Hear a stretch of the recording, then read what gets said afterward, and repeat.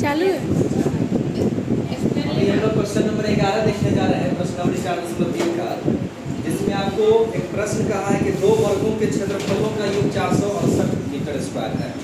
दो वर्ग है जिसके क्षेत्रफलों का योग कितना है? 468 मीटर स्क्वायर ना, वर्ग मीटर। यदि उनके परिमापों का अंतर 24 मीटर, दो कंडीशन दिया है, एक दिया है क्षेत्रफलों का योग और दूसरा दिया है परिमापों का अंतर। तो दोनों वर्गों की भुजाएं ज्ञात कीजिए। तो मान लेते हैं दो वर्ग है तो दोनों वर्ग की भुजा मान लेते हैं कि माना कि पहले वर्ग की भुजा, पहले वर्ग की भुजा, इसको x मान लीजिए, बराबर x, चूंकि आंसर यहाँ आपको मीटर में दे देते x मीटर, तथा दूसरे वर्ग की भुजा, दूसरे वर्ग की भुजा बराबर y मीटर। अब प्रश्न से दो कंडीशन इसमें है, तो दोनों कंडीशन को हम लोग मर्ज करके एक समीकरण बनाएंगे। दो कंडीशन को मर्ज करेंगे और एक समीकरण बनाएंगे। पहला कंडीशन में यानी केस 1 में कहा है कि वर्गों के क्षेत्रफलों का योग कितना है? 468 है। अब सबसे पहले आप लोग ये बताइए कि वर्ग के क्षेत्रफल का फॉर्मूला क्या होता है? वर्ग का क्षेत्रफल बराबर भुजा स्क्वायर ना, वर्ग का क्षेत्रफल भुजा स्क्वायर, ठीक है। अब वर्ग का परिमाप, वर्ग का परिमाप क्या होता है? 4 गुने भुजा। चलिए तो इसी पर बैठाएंगे। अगर वर्ग की भुजा x है तो इसका क्षेत्रफल हो जाएगा x स्क्वायर, क्षेत्रफल हो गया x स्क्वायर। और दूसरे वर्ग की भुजा y है तो इसका क्षेत्रफल क्या हो जाएगा? y square. और अकॉर्डिंग टू क्वेश्चन कह रहा है कि दोनों वर्गों के क्षेत्रफलों का योग, इसलिए हम जोड़ लिखे। कितना है? 468। इसको मान लेते हैं इक्वेशन फर्स्ट। अब चले आते हैं केस 2 में। तो केस 2 में क्या है कि उनके परिमापों का अंतर ना, परिमापों का अंतर। तो परिमाप तो 4 गुने भुजा होगा, x है तो 4x ना हो जाएगा, अंतर मतलब घटा देते हैं। अगर हम x को बड़ा माने हैं, इसलिए हम x को बड़ा माने हैं, मान के चले कि x बड़ा है, इसलिए अंतर में हमेशा बड़ा से छोटा घटाया जाता है। ऐसा समझा जाता है कि अंतर और घटाव दोनों एक चीज है, दोनों एक चीज नहीं होता है। अंतर का बात जब भी होगा तो बड़ा में से छोटा घटाएगा। किसी भी दो संख्या का अंतर कभी माइनस नहीं आ सकता है, लेकिन घटाव माइनस आ सकता है, ठीक है। तो 4x - 4y, ये बड़ा है और ये छोटा है, कितना है? कितना है? 24 मीटर। परिमापों का अंतर जो है 24 मीटर, 24 मीटर।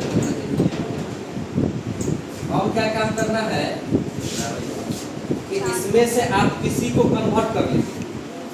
नहीं, 4 कॉमन ले ले, 4 कॉमन ले ले तो x - y होगा, यहाँ हो जाएगा 24, 4 से काट दें, 4 से 24। x बराबर हो सकता है 6 और माइनस y इधर आ गया तो प्लस y हो जाएगा ना जी। अब x के इसी मान को रख दीजिए समीकरण फर्स्ट, x के इसी मान को हम कैसे रख देंगे? समीकरण लिखेंगे x का मान समीकरण फर्स्ट में, समीकरण फर्स्ट में रखने। तो समीकरण फर्स्ट हमारा है x स्क्वायर, तो x के जगह पर क्या डाल देंगे? 6 + y का होल स्क्वायर, और y तो y है प्लस y स्क्वायर बराबर कितना हो जाएगा? 468। अब यहाँ a + b को होल स्क्वायर पर सजा दीजिए। a स्क्वायर यानी 6 का स्क्वायर, 2ab 2 गुने 6 गुने y प्लस y स्क्वायर और प्लस y स्क्वायर बराबर कितना? 468। 6 का स्क्वायर कितना? 12 36 36 2 6 12y और प्लस y स्क्वायर जोड़ देंगे तो कितना हो जाएगा? 2y square. 468 को यह बार ले आते हैं तो -468, इधर क्या बचेगा? 0। अब सजा दीजिए। 2y स्क्वायर को पहले लिखिए, उसके बाद बाद किसको लिखेंगे 12y को, और उसके बाद लिख लेते हैं माइनस 36 इसमें से घटा दीजिए, 8 में 6 गया 2, 6 में से 3 गया 3, ऐसा बचेगा 432 बराबर कितना 0। यहाँ 2 कॉमन हो सकता है, ले लीजिए y स्क्वायर और 2 छक 12, इसमें भाग दे दीजिए 2 दूना 4, 2 एकम 2, 2 छक 12, 216। अब बच गया क्या हमको, केवल y square plus 6y minus 216 और 0 के बट्टा में चल जाएगा 2, वो तो 0 के बट्टा में 2 चल जाएगा।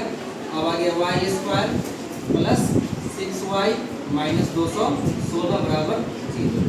अब इसको फिर आप पहला का तीसरा जोड़ तो दूसरा बना लीजिए, या निर्घात सूत्र से प्रयोग करके y का मान निकाल लीजिए, y का मान निकल जाएगा तो ये निकल जाएगा दूसरे वर्ग का। अब उस y के मान को इसमें डाल देंगे, इसको मान लेते हैं सेकंड में डाल देंगे y का मान, तो क्या निकल जाएगा